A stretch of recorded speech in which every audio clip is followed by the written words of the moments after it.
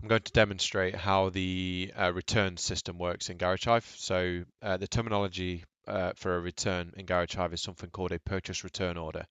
So for those that are working with purchase orders, it is the exact same concept as a purchase order, essentially in reverse. So there's something to understand within Garage Hive.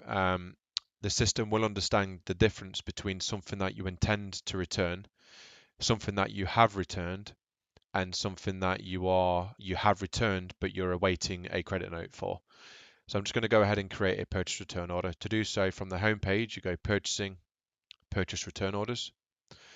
This is where you'd have a list like your purchase orders. This is where you'd have a list of return orders that you are awaiting credit notes. So I'm just going to create a new one. I'm going to select a supplier. And in this example, we're just going to send one part back. So I know what the part number is. I'm going to send one of these brake pads back, and you can see that it's brought the previous price through as well. We can see that we've got one of these in stock.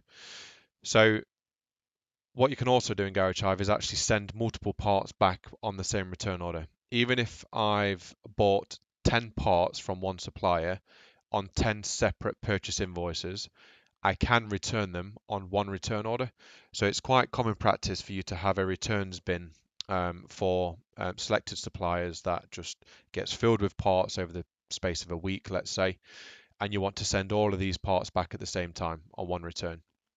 So you would create a new return order, you'd populate it with all the part numbers, and then what I recommend that you do is print out a return order to give to your supplier when you actually send the parts back. Now, when you've created a purchase return order, you've probably arranged with the supplier that you want to return these parts, but you haven't actually yet returned them, so they're still in your possession. When the supplier turns up to collect the parts, you have to inform the system that these parts have now essentially left the building. And to do this, you simply go to the return order that you are now sending the parts back to, process, post, and then instead of ship and invoice, you simply select ship.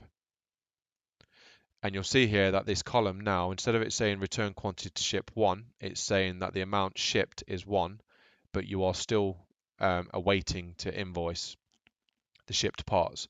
So you now have an understanding of the difference between something that is still on site and owned by you and something that you've sent back, but you're still awaiting the credit, so it's technically still owned by you.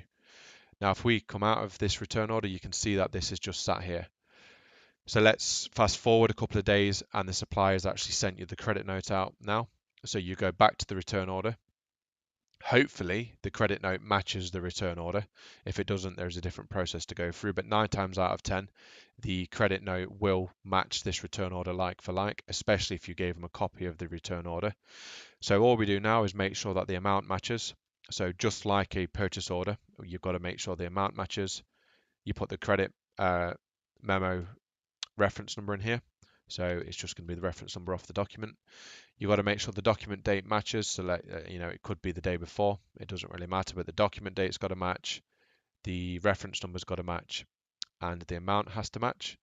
And then you simply just go process, post. And because we've already shipped the item, we only need to invoice it now. And if you press OK, that would have applied a credit to the supplier, and you can see that the returns order has now gone. So this return order list is for you to understand how many credit notes you're still waiting for parts that you've sent back to suppliers. So I hope that makes sense. Any questions, as always, just please let me know.